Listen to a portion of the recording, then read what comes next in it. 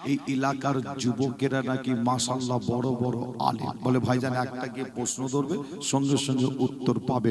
তাই একটা প্রশ্ন আপনাদের কাছে রেখেই ফেলি, যা হয় হবে, তারপরে বিদায় নেব।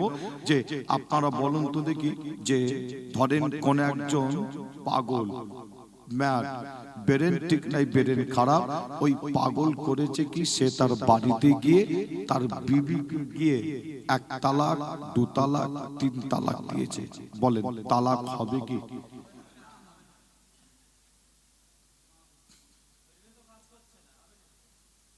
পাগল, ব্রেন ঠিক নাই, ব্রেন খারাপ, পাগল করেছে কি, সে তার বাড়িতে গিয়ে তার বিবিকে গিয়ে 1 তালাক 2 তালাক 3 তালাক দিয়েছে। কি বলছেন, তালাক হবে?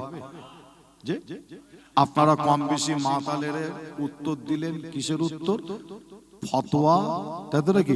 ফতোয়া এবং তালাকের উত্তর দিলেন কম বেশি আপনারা। তাহলে এই উত্তরটা পাওয়ার পরে তাহলে আমাকে নিশ্চয়ই ভাবতে হয়, চিন্তা করতে হয়। কি ভাববো আমি? এখানে বসে বসে অবশ্যই আমি ভাববো, যখন আপনারা তালাক এবং ফতোয়ার উত্তর দিয়েছেন, তাহলে আমি নিশ্চয়ই এটাই ভাববো, আপনারা তাহলে প্রত্যেকেই কলিকাতা আলিয়া মাদ্রাসা পাস করে এসে সব এখানে বসে আছে, তাই তো নাকি?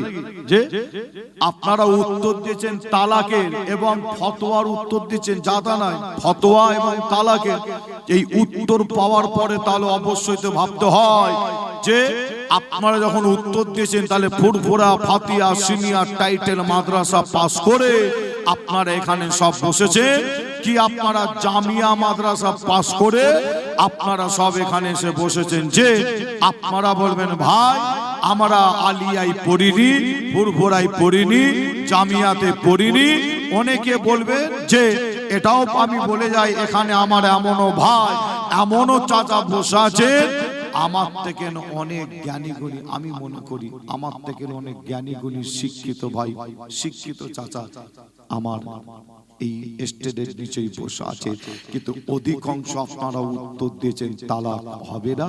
যে তাহলে আপনাদের বলে যাই যে আপনাদের এই দুটো আপনার ফতোয়া, একটা ফতোয়া হলো কোন পাগল, ম্যাড, ব্রেন ঠিক নাই, ব্রেন খারাপ, ওই পাগল যদি সে তার বাড়িতে গিয়ে তার বিবিকে গিয়ে 1 তালাক 2 তালাক 3 তালাক যদি দেয়, আপনারা বলছেন কি তালাক তালাক হবে না।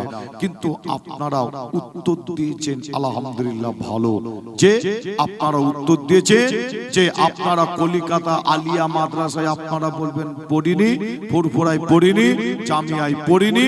তাহলে উত্তরটা আপনারা দিলেন কিভাবে? আমি আপনাদের বলে যাই, উত্তর দিয়েছেন আপনারা এইভাবে। কিভাবে? ওই মাদ্রাসায় পড়েন ঠিক কথা, কিন্তু আপনারা এই মাদ্রাসায় বসে বসে, এরকম মাদ্রাসায় বসে বসে আলেমদের মুখ থেকে শুনে শুনে আপনারাও আলেম হয়ে ফতোয়ার উত্তরটা দিতে পেরেছেন। একবার জোরে বলো, আরো জোরে হবে না?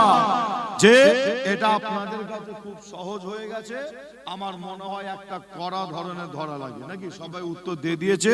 আচ্ছা আপনারা বলেন তো দেখি, যে ধরেন কোন একজন নিশাখোর, মালখোর, নিশা করে, সারা পান করে, নিশা করে আবার আশপাশে নেই তো, আবার সমস্যা হয়ে যাবে।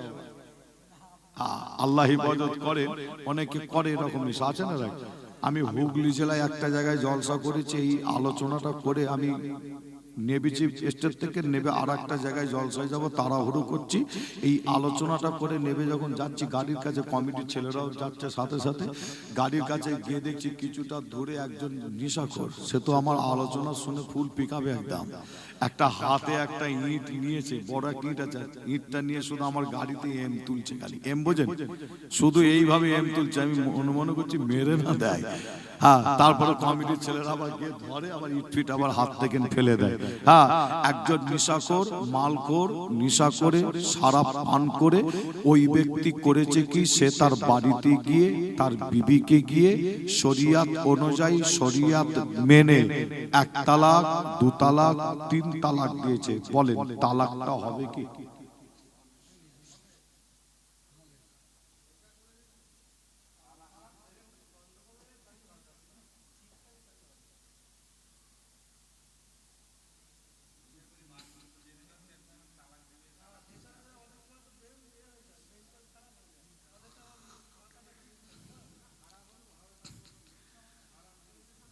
কি বলছেন আপনারা, কি বলছেন? যে মোটামুটি দুরকম একটা আওয়াজ মোটামুটি পাওয়া যাচ্ছে। যে তবে আপনাদের ছোট ভাই ছেলে হিসাবে আপনাদের যারাই যে ফতোয়ার উত্তর দেয় কারা, সর্বপ্রথমে আপনাকে আমাকে জানতে হয়। অনেকে আমরা জানি না ফতোয়ার উত্তর দেয় কারা।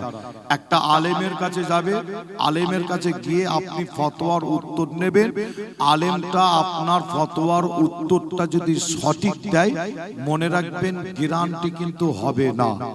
আবার বলছি, একটা আলেমের কাছে গেছে, আপনার ফতোয়া নিতে গেছেন, ফতোয়ার উত্তরটা আলেমটা যদি সঠিক দেয় কিন্তু গ্যারান্টি হবে না।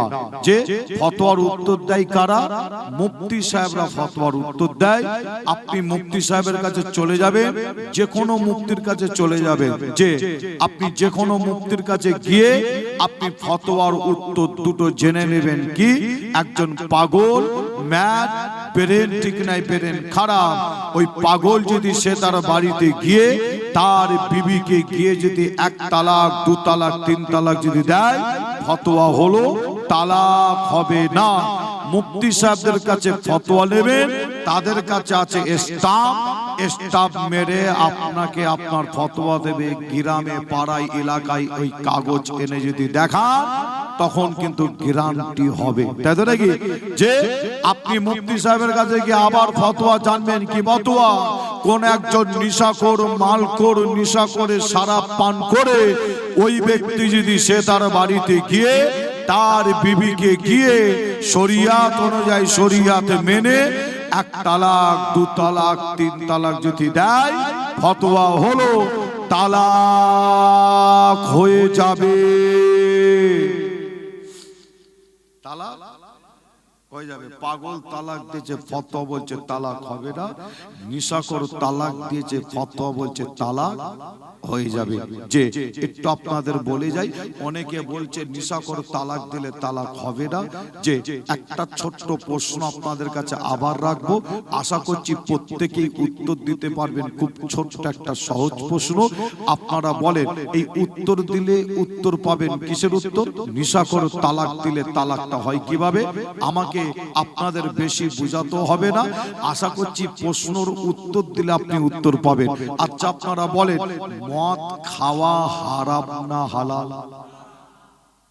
মদ খাওয়া হলো কি? হারাম। তাই তো নাকি? এই মদ খাওয়া হারাম করেছে কে? আমি আসিম বিল্লাহ, আমরা সকলে মদ খাওয়া হারাম করেছি। তাই তো নাকি? যে না, যে মদ খাওয়া হারাম করেছে কে? আল্লাহ। শরিয়াত বলছে মদ খাবে না। কাকে বলছে? পাশে অন্যান্য ধর্মের মানুষ আছে না নাই? যে অন্যান্য ধর্মের ঘরে ছেলেকে কিন্তু শরিয়াত বলছে না, যে শরিয়াত বলছে মদ খাবে না। কাকে? এ মুসলমানের ঘরে ছেলে, তোমার জন্য মদ খাওয়া হারাম, হারাম, হারাম। শরিয়াত ইসলাম বলছে মদ খাওয়া হারাম। এবার আপনি বলেন, আপনাকে মদ খাওয়ার পারমিশন কে দিয়েছে? শরিয়াত তো দেয়নি, নিষেধ করেছে। আর আপনিও মুসলমানের ঘরের ছেলে হয়ে জানেন মদ খাওয়া, মদ খাওয়া কি? হারাম। আপনি জেনে শুনে মদ খেয়েছেন, আর এই জেনে শুনে মদ খেয়ে শরিয়াত মেনে যদি কেউ 3টে তালাক দেয়, ফতোয়া হচ্ছে তালাক হয়ে যাবে। যে আল্লাহ করে এখানে আমার সব জ্ঞানী গুণী শিক্ষিত ভাই, আমার আলেম ভাই, আপনারা এসে বসেছেন, মা বোনেরাও আলোচনা শুনছেন। আল্লাহ আমাদের সকলকে বেশি বেশি দ্বীনের শিক্ষা, ইসলামের শিক্ষা করার তৌফিক দান করেন। জোরে বলুন আল্লাহুম্মা আমিন। একবার দরুদ শরীফ আল্লাহুম্মা